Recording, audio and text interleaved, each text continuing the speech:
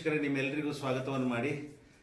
March 25ರಿಂದ April 6ವರೆಗೆ ರಾಜ್ಯದಲ್ಲಿ SLC exam ನಡೀತಾ ಇದೆ. ಸೊ ಈ ಎಕ್ಸಾಮಿಗೆ ಕೂತ್ಕೊಳ್ಳುವಂಥ ಎಲ್ಲ ವಿದ್ಯಾರ್ಥಿಗಳಿಗೆ ಆಸ್ಕ್ ನ್ಯೂಸ್ ಪರವಾಗಿ ಹಾರ್ದಿಕ ಶುಭಾಶಯಗಳನ್ನು ಹೇಳ್ತಾ, ಒಂದಿಷ್ಟು ನಿಮಗೆ ಈ ಎಕ್ಸಾಮನ್ನು ಹೇಗೆ ಎದುರಿಸಬೇಕು, ಭಯಮುಕ್ತವಾಗಿ ಹೇಗೆ ನೀವು ಎಕ್ಸಾಮನ್ನು ಬರೀಬೇಕು ಮತ್ತು ಆ ಎಕ್ಸಾಮ್ನಲ್ಲಿ ಅಂಕಗಳನ್ನು ಹೇಗೆ ಗಳಿಸಬೇಕು ಅನ್ನುವಂಥ ಒಂದಿಷ್ಟು ವಿಷಯಗಳನ್ನು ನಾನು ನಿಮಗೆ ಹೇಳ್ತೇನೆ. ಇಡೀ ರಾಜ್ಯದಲ್ಲಿ 8,90,000 ವಿದ್ಯಾರ್ಥಿಗಳು ಕೂತ್ಕೊಳ್ತಾ ಇದ್ದಾರೆ ಎಕ್ಸಾಮಿಗೆ. ಅದರಲ್ಲಿ 4.5 ಲಕ್ಷ ವಿದ್ಯಾರ್ಥಿಗಳು ಅಂದರೆ ಹುಡುಗರು ಇದ್ದಾರೆ, ಬಾಯ್ಸ್. 4,30,000 ವಿದ್ಯಾರ್ಥಿನಿಯರಿದ್ದಾರೆ, ಗರ್ಲ್ಸ್. ಒಟ್ಟು 8.9 ಲಕ್ಷ ವಿದ್ಯಾರ್ಥಿಗಳು ಎಕ್ಸಾಮ್ ಕೂತ್ಕೊಳ್ತಾ ಇದ್ದಾರೆ. ಅವರಿಗೋಸ್ಕರ 2,747 ಕೇಂದ್ರಗಳನ್ನು ಮಾಡಿದ್ದಾರೆ. ಅದರಲ್ಲಿ ಗದಗ ಜಿಲ್ಲೆಗೆ 60 ಕೇಂದ್ರಗಳು ಎಕ್ಸಾಮ್ ಸೆಂಟರ್ ಇದೆ. ನಿಮಗೆ ಹಾಗೆ ಸುಮ್ಮನೆ ಮಾಹಿತಿ ಕೊಟ್ಟೆ. ಸೊ ಈ ಎಕ್ಸಾಮ್ ಸೆಂಟ್ರು ಬಹಳಷ್ಟು ಶಿಸ್ತುಬದ್ಧವಾಗಿ ಮಾಡಿದ್ದಾರೆ. ಅಲ್ಲಿ ಲೈಟ್ ಇರಬೇಕು, ಫ್ಯಾನ್ ಇರಬೇಕು, ಗಾಳಿ ಬೆಳಕು ಎಲ್ಲ ಇರಬೇಕು ಅಂತ ಕಂಡೀಷನ್ ಇದೆ. ಕುಡಿ ನೀರು ಈ ಎಲ್ಲ ವ್ಯವಸ್ಥೆಗಳನ್ನು ಶಿಕ್ಷಣ ಇಲಾಖೆ ಕಂಪಲ್ಸರಿ ಮಾಡಿದೆ. ಗದಗ ಜಿಲ್ಲೆಯಲ್ಲೂ ಕೂಡ ಜಿಲ್ಲಾಧಿಕಾರಿ ಹೇಳಿದ್ದಾರೆ ಎಲ್ಲ ಮಾಡಿದ್ದೀವಿ ಅಂತ. ಆದರೆ ಶಿಕ್ಷಣಾಧಿಕಾರಿಗಳು ಇಲ್ಲಿ ಕೆಲವರು DDPI ಇಂದ ಹಿಡಿದು ಎಲ್ಲರೂ ಒಂದಿಷ್ಟು ಸೋಮಾರಿಗಳಿದ್ದಾರೆ, ಇವು ಸೋಂಬೇರಿಗಳಿದ್ದಾವೆ, ಇವು ಬಾತಕಾರಿಗಳಿದ್ದಾವೆ. ಕೆಲವರು ಅಧಿಕಾರಿಗಳು ಒಳ್ಳೆ ಇದ್ದಾರೆ. ಆದರೆ ಗದಗ ಜಿಲ್ಲೆಯಲ್ಲಿ ಉತ್ತಮವಾದಂಥ ವಾತಾವರಣ ನಿರ್ಮಿಸಬೇಕು ಮಕ್ಕಳಿಗೆ. ಇದು ಎಷ್ಟನೇ ರ್ಯಾಂಕ್ ಇದೆ ಅನ್ನೋದು ಎಲ್ರಿಗೂ ಗೊತ್ತಿದೆ. ಲಾಸ್ಟ್ ಎಷ್ಟಾದ್ರು ಇದ್ದರೆ ಅದು ಗದಗೆ. ಸೊ ಹಾಗಾಗಿ ಅಂಥ ಪರಿಸ್ಥಿತಿ ಇದೆ. ಸೊ ವಿದ್ಯಾರ್ಥಿಗಳು ಹೇಗೆ ಈ ಎಕ್ಸಾಮನ್ನು ಎದುರಿಸಬೇಕು ಅಂತ, ನೀವು ಎಕ್ಸಾಮು ಪ್ರಿಪೇರ್ ಆಗಿದ್ದೀರಿ ಈಗ ಆಲ್ರೆಡಿ. ಮಾರ್ಚ್ 25ರಿಂದ ಏಪ್ರಿಲ್ 6 ತನಕ ಎಕ್ಸಾಮ್ ನಡೀತಿದೆ. ಬೆಳಗ್ಗೆ 9ರಿಂದ ಮಧ್ಯಾಹ್ನ 1:45ವರೆಗೆ ಎಕ್ಸಾಮ್ ಇರುತ್ತೆ. ಮತ್ತು ಶಿಸ್ತುಬದ್ಧವಾದಂಥ ಎಕ್ಸಾಮು ನಿಮಗೆ ಈಗಾಗಲೇ ಹೇಳಿದ್ದಾರೆ. ಎಕ್ಸಾಮ್ ಪ್ಯಾಟರ್ನ್ ಹೇಗಿದೆ, ಆನ್ಸರ್ ಪೇಪರು, ಕ್ವಶನ್ ಪೇಪರು ಇವೆಲ್ಲ ನಿಮಗೆ ಗೊತ್ತಿದೆ, ಈಗಾಗಲೇ ಪ್ರಿಪೇರ್ ಆಗಿದ್ದೀರಿ. ಆದರೆ ಎಕ್ಸಾಮಿಗೆ ಭಯ ಇರ್ತದೆ ಕೆಲವು ಮಕ್ಕಳಿಗೆ. ಆ ಭಯವನ್ನು ಪಡಬೇಡಿ. ಮೊದಲು ಯಾಕೆ ಗೊತ್ತಾ, ಎಲ್ಲಿ ನೀವು ಹೆದರಿಕೆ ಇರುತ್ತೋ ಅಲ್ಲಿ ಭಾಳಷ್ಟು ಕಷ್ಟಗಳಿರ್ತವೆ. ಭಯಮುಕ್ತ ವಾತಾವರಣದಲ್ಲಿ ಇರಬೇಕು, ಮಾನಸಿಕವಾಗಿ ಗಟ್ಟಿಯಾಗಿರಬೇಕು, ಸದೃಢವಾಗಿರಬೇಕು, ಧೈರ್ಯ ಇರಬೇಕು ನಿಮ್ಮ ಹತ್ರ. ನಾನು ಎಕ್ಸಾಮನ್ನು ಎದುರಿಸ್ತೇನೆ, ಬರೀತೇನೆ, ಪ್ರತಿಯೊಂದು ಕ್ವಶನ್ಗೂ ನಾನು ಉತ್ತರ ಕೊಡ್ತೇನೆ ಅನ್ನುವಂಥ ಮನೋಪ್ರವೃತ್ತಿ ಇರಬೇಕು. ಮಾನಸಿಕ ಸಿದ್ಧತೆ ಇಟ್ಕೊಳ್ಳಿ. ಸೊ ಅದಕ್ಕಿಂತ ಮೊದಲು ಈಗ ಇನ್ನು 2 ದಿವಸ ಇದೆ. ಮಾರ್ಚ್ 25ಕ್ಕೆ ಸ್ಟಾರ್ಟು, ಮಂಡೆಯಿಂದ ಆಗತ್ತೆ. ಸೊ ಹಾಗಾಗಿ ಇದು ಭಾಳ ವಿದ್ಯಾರ್ಥಿ ಜೀವನದ ಪ್ರಮುಖ ಘಟ್ಟ. SLC, 2ನೇ ಘಟ್ಟ PUC. ಈಗಾಗಲೇ PUC ಎಕ್ಸಾಮ್ ಮುಗಿದಿದೆ. ಮೊದಲಿದ್ದು ನೀವು ಮಾಡಬೇಕಾಗಿದ್ದ ಕೆಲಸ ಏನಂದರೆ, ನೀವು ಅಂಕಗಳನ್ನು ಹೆಚ್ಚಿಗೆ ಹೇಗೆ ಪಡ್ಕೋಬಹುದು ಅನ್ನೋದನ್ನು ನಾನು ಹೇಳ್ತೇನೆ. ಮತ್ತು ಭಯಮುಕ್ತ ವಾತಾವರಣದಲ್ಲಿ ನೀವು ಎಕ್ಸಾಮ್ ಹೇಗೆ ಎದುರಿಸಬೇಕು ಅನ್ನೋದನ್ನು ಹೇಳ್ತೇನೆ ನನ್ನ ತಿಳುವಳಿಕೆ ಮಟ್ಟಿಗೆ.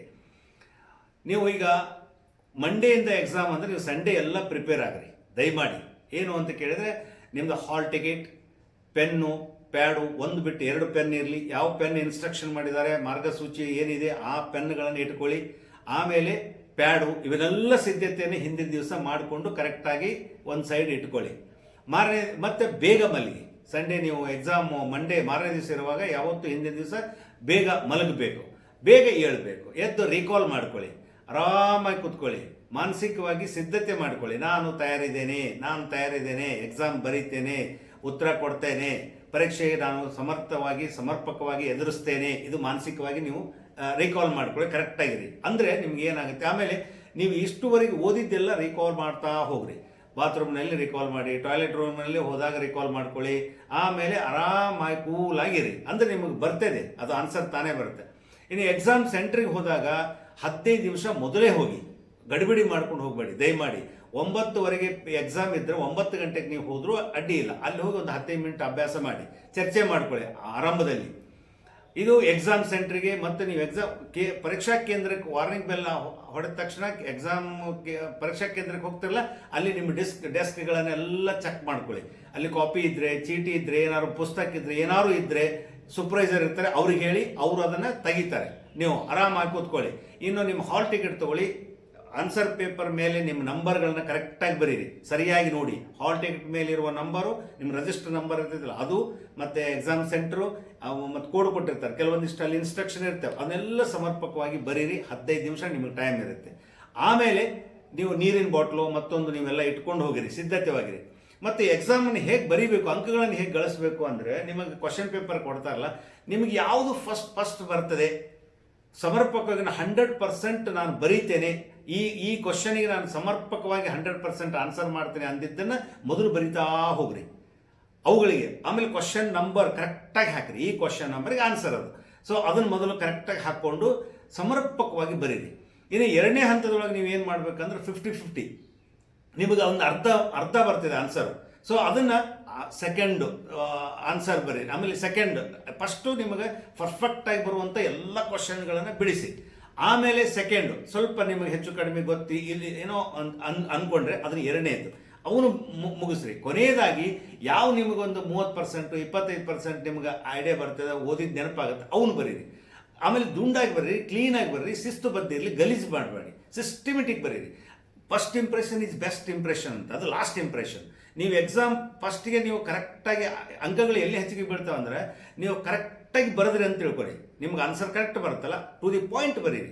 ಬರೆದ ತಕ್ಷಣ ಅದು ವ್ಯಾಲ್ಯೂಯೇಟರ್ ಏನಿರ್ತಾರಲ್ಲ, ಏನು ಎಕ್ಸಾಮ್ ಅದು ನಿಮ್ಮ ಪೇಪರ್ ತಿತ್ತಾರಲ್ಲ, ಅವ್ರಿಗೆ ಈ ಹುಡುಗ ಶಾಣೆ ಇದ್ದಾನೆ, ಕರೆಕ್ಟ್ ಬರೆದಿದ್ದಾನೆ, ಆನ್ಸರ್ ಕರೆಕ್ಟ್ ಬರಿತಾ ಇದ್ದಾನೆ ಅಂತ ಅವ್ರಿಗೆ ಮಾನಸಿಕವಾಗಿ ಅವರು ಅಂದ್ಕೊಳ್ತಾರೆ. ಸೊ ಅವಾಗ ನೀವು ಬರ್ದಂಗೆಲ್ಲ ನೋಡ್ದಂಗೆಲ್ಲ ಕರೆಕ್ಟ್ ಇರ್ತಾವಲ್ಲ, ಕೊನೆಯದು ಹಾಗೆ ಬರ್ತಾ ಇದು ಸ್ವಲ್ಪ ನೆನಪಾಗಿಲ್ಲ, ಅದಕ್ಕೂ ಮಾರ್ಕ್ಸ್ ಹಾಕ್ತಾರೆ, ಇದಕ್ಕೆಲ್ಲ ನೆನಪಾಗಿಲ್ಲ, ಅದಕ್ಕೂ ಮಾರ್ಕ್ಸ್ ಹಾಕ್ತಾರೆ. ಯಾಕಂದರೆ ಅವರು ಕೂಡ ಮಾನವೀಯತೆ ಇರ್ತದೆ.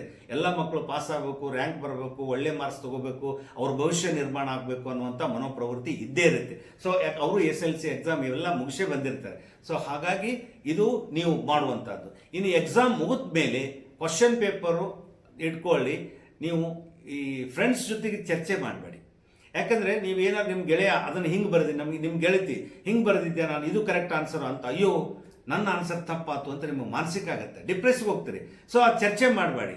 ಆವತ್ತಿನ ಪೇಪರ್ ಬಿಟ್ಟುಬಿಡಿ, ಆಯ್ತು ಮುಗೀತು, ಅದು ಮುಗೋದು, ಮನೆಗೆ ಹೋಗಿ ಸೀದಾ ಮನೆಗೆ ಹೋಗಿ ಆರಾಮ್ ಒಂದು ಗ್ಲಾಸ್ ಪಾನಕ ಕುಡೀರಿ, ಸಕ್ಕರೆ ನೀರು ಲಿಂಬು ಪಾನಕ ಕುಡೀರಿ. ಪ್ರತಿ ದಿವಸ ಮಾಡ್ಬೇಕು ನೀವು ಇದನ್ನು, ಅಂದರೆ ಮಾನಸಿಕವಾಗಿ ನೀವು ಕರೆಕ್ಟಾಗಿರ್ತೀರಿ. ಅದು ಆದಮೇಲೆ ಏನು ಮಾಡಿರಿ, ಆರಾಮ್ ಒಂದು 15 ಮಿನಿಟ್ ರಿಲ್ಯಾಕ್ಸ್ ಆಗ್ರಿ, ಮಲಗ್ರಿ, ಮತ್ತು ನಿಮ್ಮದು ನೆಕ್ಸ್ಟ್ ಪೇಪರ್ ಪ್ರಿಪೇರ್ ಆಗ್ರಿ. ಇದು ನಿಮ್ಮದು ಕರೆಕ್ಟು. ಇನ್ನು ಯಾವುದೇ ಕಾಪಿ ಮಾಡುವಂಥದ್ದು ಅಥವಾ ಇನ್ನೊಂದು ನೋಡುವಂಥದ್ದು ದಯಮಾಡಿ ಮಾಡಬೇಡಿ. ಯಾಕೆ ಗೊತ್ತಾ, ನೀವೆಲ್ಲರೂ ಹೆಚ್ಚು ಕಡಿಮೆ ಆಯಿತು ಅಂದರೆ ನಿಮ್ಮದು ಇಡೀ ಭವಿಷ್ಯ ಹಾಳಾಗುತ್ತೆ. ಸೊ ಹಾಗೆ ಇನ್ನು ಇದು ವಿದ್ಯಾರ್ಥಿಗಳು ಕೊನೆಯದು ಲಾಸ್ಟಿಗೆ ಎಕ್ಸಾಮ್ ಪೇಪರ್ ಮುಗಿದಾದ್ಮೇಲೆ ನೀವು ಎಲ್ಲ ಕ್ವಶನ್ ಪೇಪರ್ ಇಟ್ಕೊಂಡು ನಿಮ್ಮ ಫ್ರೆಂಡ್ ಸರ್ಕಲು, ಪೇರೆಂಟ್ಸು ಎಲ್ಲ ಚರ್ಚೆ ಮಾಡ್ಬೋದು, ಎಷ್ಟು ಮಾರ್ಕ್ಸ್ ಬೀಳ್ಬೋದು ಅನ್ನೋದು ನಿಮಗೆ ಅಂತಿಮವಾಗಿ ಗೊತ್ತಾಗುತ್ತೆ. ಇದು ಒಂದು. ಎರಡನೇದು ಏನು ಅಂತ ಕೇಳಿದ್ರೆ, ಎಕ್ಸಾಮ್ ಸೆಂಟ್ರಿಗೆ ಹೋಗುವಾಗ ಹೆದರಬೇಡಿ, ಆರಾಮಾಗಿ ಫ್ರೀ ರೀ. ಅದೇನು ಯುದ್ಧ ಅಲ್ಲ, ಭಯಂಕರ ತೊಂದರೆ ಅಲ್ಲ. ನೀವು ಎಷ್ಟು ಓದಿರ್ತೀರಿ ಅಷ್ಟೇ ಮಾರಿ. ಸದೃಢವಾದ sound mind in a sound body, ಸದೃಢವಾದ ದೇಹ, ಸದೃಢವಾದ ಮನಸ್ಸಿದ್ರೆ ಕರೆಕ್ಟಾಗಿ ನೀವು ಎಕ್ಸಾಮನ್ನು ಫೇಸ್ ಮಾಡ್ತೀರಿ, ಎದುರಿಸ್ತೀರಿ. ಯಾವ ಭಯ ಬೇಡ. ಇನ್ ಕೇಸ್ ಆಗದೇ ಇದ್ದರೆ next exam come to April, ಈಗಂತೂ ಸಿಕ್ಕಾಪಟ್ಟಿ ಬರ್ತಾವೆ ಎಕ್ಸಾಮ್, ನೆಕ್ಸ್ಟ್ ಇದ್ದೇ ಇರ್ತದೆ. ಹೆದರುವಂತಾಗತ್ತಿಲ್ಲ. ಇದೇ ಫೈನಲ್ ಅಲ್ಲ, ಇದೇ ಬದುಕಲ್ಲ, ಇದಕ್ಕೆ ಚಾನ್ಸ್ ಇರ್ತಾವೆ. ಏನಾದರೂ ನೀವು ಅಪ್ಪಿತಪ್ಪಿ ಏನಾದ್ರು ನೀವು ಮಾನಸಿಕ ಮಾಡಿಕೊಂಡು ಲೈಫ್ ಫೇಲ್ ಆದರೆ ಜೀವನ ಮತ್ತೊಂದು ಇರಲ್ಲ. ಸೊ ಹಾಗಾಗಿ ವಿದ್ಯಾರ್ಥಿಗಳು ಬಹಳಷ್ಟು ಸದೃಢವಾಗಿರಬೇಕು. ಹಿಂದಿನ ದಿವಸ ಪ್ರಿಪೇರ್ ಆಗಿರಿ, ಬೇಗ ಮಲಗಿರಿ, ಬೇಗ ಹೇಳ್ರಿ, ರಿಕಾಲ್ ಮಾಡ್ತಾ ಇರಿ, ಮತ್ತು ಹಾಯಾಗಿರಿ, ಹ್ಯಾಪಿಯಾಗಿರಿ. ಏನು ಹೆದರುವಂಥ ಅಗತ್ಯ ಇಲ್ಲ. ಇನ್ನು ಪೇರೆಂಟ್ಸ್ ದಯಮಾಡಿ TV ಹಚ್ಚಬೇಡಿ, ಮಕ್ಕಳಿಗೆ ಮೊಬೈಲ್ ಕೊಡಬೇಡಿ, ಸೌಂಡ್ ಇಡಬೇಡಿ. ಅಕ್ಕಪಕ್ಕದವರು ಕೂಡ ಎಕ್ಸಾಮ್ ನಡೀತಾ ಇದೆ, ಪಾಪ ಮಕ್ಕಳದೀಗ ಅವ್ರ ಭವಿಷ್ಯ ಇರುತ್ತೆ. ಈ PUC ಮುಗಿದು ಈಗ ಇನ್ನು SLC ಎಕ್ಸಾಮು, ಹುಣ್ಣಿಮೆ ಬೇರೆ, ಹೋಳಿ ಹುಣ್ಣಿಮೆ, ಹಲಿಗೆ ಹೊಡೆತ, ಇವು ಎಲ್ಲ ಸಿಕ್ಕಾಪಟ್ಟಿ. ಸೊ ಅಂಥದ್ರಲ್ಲಿ ಮಾನಸಿಕ ಆಗುತ್ತೆ. ಸೊ ಹಾಗಾಗಿ ಪೇರೆಂಟ್ಸು ಮಕ್ಕಳಿಗೆ ಒತ್ತಡ ಹಾಕಬೇಡಿ, ಆರಾಮ್ ಓದಲಿ, ಆರಾಮ್ ಬರಲಿ, ಅವರು ಆರಾಮಿರಲಿ, ಅವರು ಎಂಜಾಯ್ ಮಾಡಲಿ. ಎಕ್ಸಾಮ್ ಅಂದರೆ ಅದನ್ನು ಯುದ್ಧ ಅನ್ನೋಂಗೆ ಮಾಡಬೇಡಿ. ನೀವು ಅವ್ರಿಗೆ ಒತ್ತಡ ಹಾಕಬೇಡಿ. ಮಾನಸಿಕವಾಗಿ ಅವರು ನೋಡು ಇಷ್ಟು ಮಾರ್ಕ್ಸ್ ತೊಗೊಳ್ಳಿಲ್ಲ ಅಂದರೆ ಇನ್ನು ಹಾಗೆ, ಇಷ್ಟು ಮಾರ್ಕ್ಸ್ ತೊಗೊಳ್ಳಿಲ್ಲ ಅಂದರೆ ಹಿಂಗೆ ದಯಮಾಡಿ ಮಾಡಬೇಡಿ. ಕೊನೆಯದ್ದು ಮಾರ್ಕ್ಸೇ ಅಲ್ಲ. ಗಾಂಧೀಜಿ 35 ಮಾರ್ಕ್ಸ್ ತೊಗೊಂಡ್ರು, ಆದರೆ ಈ ದೇಶದ ಪಿತಾಮಹ ಅವರು. ಸೊ ಹಾಗಾಗಿ ಅದಕ್ಕೂ ಇದಕ್ಕೂ ಬದುಕಿಗೆ ಭಾಳ ಸಂಬಂಧ ಇಲ್ಲ. ನೀವೇನೋ ಅದ್ರ ಬಗ್ಗೆ ತಲೆ ಕೆಡಿಸ್ಕೊಳ್ಬೇಡಿ. ಬರೀತಾರೆ ಮಕ್ಕಳು, ಅವ್ರಿಗೆ ಫ್ರೀ ಬಿಡ್ರಿ, ಆರಾಮ್ ಬರ್ರಿ, ಧೈರ್ಯ ಕೊಡಿ ಇನ್ನಷ್ಟು. ಆಮೇಲೆ ಬೆಳಿಗ್ಗೆ ನೀವು ಮಕ್ಕಳನ್ನು ಬೇಗ ಕರ್ಕೊಂಡು ಹೋಗಿ. ಇನ್ನು ಸರ್ಕಾರಿ ಬಸ್ಗಳು ಅವೈಲೇಬಲ್ ಇದಾವೆ, ಆ ಬಸ್ಗಳಲ್ಲಿ ನಿಮ್ಮ ಹಾಲ್ ಟಿಕೆಟ್ ತೋರಿಸಿದ್ರೆ ಫ್ರೀ ಇದೆ, ಫ್ರೀಯಾಗಿ ಹೋಗಿ, ಫ್ರೀಯಾಗಿ ಬರ್ರಿ, ಏನು ಹೆದರ್ಕೊಳ್ಳುವಂಥ ಅಗತ್ಯ ಇಲ್ಲ. ಇನ್ನು ಇದು ಪೇರೆಂಟ್ಸ್ ಮಾಡುವಂಥದ್ದು. ಇನ್ನು ಕೇಂದ್ರದಲ್ಲಿ, ಪರೀಕ್ಷಾ ಕೇಂದ್ರದಲ್ಲಿ ಸೂಪರ್ವೈಸರ್ ಇರ್ತಾರಲ್ಲ, ನೀವು ದಯಮಾಡಿ, ನೀವು ಭಾಳ ಕಿತಾಪತಿ ಇರ್ತೀರಿ, ಏನು ದೊಡ್ಡ ನೀವೇನು DC ಮಾಡ್ದಂಗೆ ಮಾಡ್ತೀರಿ. ಸೂಪರ್ವೈಸರ್ ಅಂದ್ರೆ ಆ ಕಡೆ ಅಡ್ಡಾಡೋದು, ಈ ಕಡೆ ಅಡ್ಡಾಡೋದು, ಮಾನಸಿಕವಾಗಿ ಮಕ್ಕಳಿಗೆ ಭಾಳ ಪ್ರಾಬ್ಲಮ್ ಆಗುತ್ತೆ. ಹಂಗೆ ಮಾಡಬೇಡಿ. ನೀವು ಒಂದು ಕಡೆ ಕರೆಕ್ಟಾಗಿ 9:15 ವಾರ್ನಿಂಗ್ ಬೆಲ್ ಆಯ್ತು, ನೀವು ಮಕ್ಕಳನ್ನು ಸರಿಯಾಗಿ ಚೆಕ್ ಮಾಡಿ, ಎಲ್ಲ ಕರೆಕ್ಟಾಗಿ ನೋಡ್ಕೊಳ್ಳಿ. 9:30 ಆಗಿ ಅವ್ರ ಮಕ್ಕಳು ಬರಿತಾ ಇದ್ದರೆ ನೀವು ದಯಮಾಡಿ ಡಿಸ್ಟರ್ಬ್ ಮಾಡಬೇಡಿ, ಕುಂತಲ್ಲೇ ಕೂತ್ಕೊಳ್ಳಿ. ನೀವೇನು ದೊಡ್ಡ DC ಅಲ್ಲ, ಅಲ್ಲಿ ಹೋಗಿ ತಿರುಗಾಡಕ್ಕೆ ಆರಾಮ್ ಕೂತ್ಕೊಳ್ಳಿ. ಎಲ್ಲಾದರೂ ನಿಮ್ಗೆ ಅನುಮಾನ ಬಂತಂದರೆ ಆ ಹುಡುಗನ ಹತ್ರ ಹೋಗಿ ಆ ಹುಡುಗನ ಮಾತಾಡಿಸಿ ಇತ್ತು ಅಂದರೆ ಅವನ ಹೊರಗೆ ಕರೆಸಿ ವಿಚಾರಣೆ ಮಾಡಿ ಮತ್ತೆ ಆ ಮಗುವನ್ನು ವಾಪಸ್ ಕಳಿಸಿ ಎಕ್ಸಾಮಿಗೆ ಅನುಮಾನ ಬಂದಾಗ. ಇಲ್ಲ ಅಂದರೆ ದಯವಿಟ್ಟು ಸ್ಕ್ವಾಡ್ ಬಂತು, ಅಲ್ಲಿ ಬಂತು, ಅವ್ರು ಬರ್ತಾರೆ, ಇವ್ರು ಬರ್ತಾರೆ, ಹೆದರಿಸ್ಬೇಡಿ, ದಯಮಾಡಿ ಹೆದರಿಸ್ಬೇಡಿ. ಮಾನಸಿಕ ಸ್ಥಿತಿ ಸರಿ ಇರೋದಲ್ಲ ಮಕ್ಕಳದು, ವಿಚಲಿತ ಆಗಿರ್ತಾರೆ. ಸೊ ನೀವು ಅದನ್ನ ಎಕ್ಸಾಮ್ ಫೇಸ್ ಮಾಡಿ ಬಂದಿರ್ತೀರಿ, ನೀವು ಎಕ್ಸಾಮ್ ಕುಂತಿರ್ತಲ್ಲ, ನಿಮಗೇನು ಅನಿಸಿರ್ತೈತಲ್ಲ, ಈಗ ಅದನ್ನು ನೋಡ್ರಿ ಆ ಮಕ್ಕಳಿಗೆ ಅನಿಸ್ತೈತೆ. ಸೊ ಆ ತಪ್ಪು ನೀವು ಮಾಡಬೇಡಿ. ಕೆಲವರು ಶೂ ಹಾಕ್ಕೊಂಡು ಟಾಕ್ ಟೋಕ್ ಅಂತೇಳಿ ತಿರುಗಾಡ್ತಿರ್ತಾರೆ. ಇನ್ನು ಸ್ಕ್ವಾಡ್ ಅಂದ್ರೆ ಏನು ಕಳ್ಳನ್ನು ಹಿಡ್ದಂಗೆ ಓಡೋಗ್ತಾರೆ. ಏನು ದೊಡ್ಡ ನೀವು ಅದೇನು ಇಂಟರ್ನ್ಯಾಷನಲ್ ಫಿಗರ್ ಮಾಡ್ದಂಗೆ ಮಾಡ್ತೀರಿ. ಅಂಥವೆಲ್ಲ ಬಿಡಿ. ಮಕ್ಕಳು ಎಕ್ಸಾಮು ಬರೀಲಿ, ಆರಾಮ್ ಬರೀಲಿ, ಫ್ರೀ ಆಗಿರಲಿ, ಅವ್ರೇನು ಕಾಪಿ ಮಾಡೋದಿಲ್ಲ. ಸೊ ಇದು ಎರಡನೇದು ಸೂಪರ್ವೈಸರ್ಸು. ಇಂಥ ಮಕ್ಕಳಿಗೆ ನೀರಿನ ವ್ಯವಸ್ಥೆ, ಅವ್ರು ಯಾರಿಗಾದರೂ ಸ್ವಲ್ಪ ಅನಾರೋಗ್ಯ ಆದರೆ ಕೂಡಲೇ ಅಲ್ಲಿ ಚಿಕಿತ್ಸೆ ವ್ಯವಸ್ಥೆ ಇವೆಲ್ಲ ಮಾಡಬೇಕು. ಇನ್ನು ಸೊಸೈಟಿದು ಕೆಲಸ ಏನು ಅಂದರೆ ನೀವು ಆ ಮಕ್ಕಳಿಗೆ ಸಹಕಾರ ಕೊಡಬೇಕು. SLC ಮಕ್ಕಳಿಗೆ ಯಾರಾದರೂ ಮಕ್ಕಳು ಶಾಲೆಗೆ ಹೋಗೋದು ಲೇಟ್ ಆಗಿರ್ತಾವೆ, ಬಸ್ ಇರೋಲ್ಲ, ಗಾಡಿ ಇರೋದಿಲ್ಲ, ಏನಿರೋದಿಲ್ಲ, ಅವಾಗ ಯಾರಾದ್ರು ಸ್ಕೂಟ್ರ್ ಇದ್ದರೆ ಗಾಡಿ ಇದ್ದರೆ ಅಲ್ಲಿ ಅವ್ರು ಹತ್ತಿಸ್ಕೊಂಡು ದಯಮಾಡಿ ಅವರನ್ನು ಎಕ್ಸಾಮ್ ಸೆಂಟ್ರಿಗೆ ಬಿಟ್ಟು ಬರಿ. ಅವ್ರು ಬದುಕು ಕಟ್ಟಿ ಕೊಟ್ಟಂಗೆ ಆಗುತ್ತೆ, ನಿಮ್ಮನ್ನು ಎಂದೂ ನೆನೆಸ್ತಾರೆ ಅವರು. ಸೊ ಆಮೇಲೆ TV ಹಚ್ಚಬೇಡಿ ದಯಮಾಡಿ. ಇದು ಇನ್ನು ಪೇರೆಂಟ್ಸ್ ಏನು ಮಾಡಬೇಕಂದ್ರೆ ಪ್ರತಿನಿತ್ಯ ಮಕ್ಕಳಿಗೆ ಲಿಕ್ವಿಡ್ ಫುಡ್ ಕೊಡಿ. ಆಹಾರ ಪದಾರ್ಥ ಹೆಂಗಿರ್ಬೇಕಂದ್ರೆ ನೀರಿನ ಪದಾರ್ಥ ಇರಬೇಕು. ಹೆಚ್ಚಾದಷ್ಟು ಹಣ್ಣು ಕೊಡಿ. ಆಮೇಲೆ ತಂಪಾದಂಥದ್ದು ಬಿಸಿಲಿದೆ, ಇವತ್ತು ಮಳೆ ಆಗಿದೆ ಸ್ವಲ್ಪ.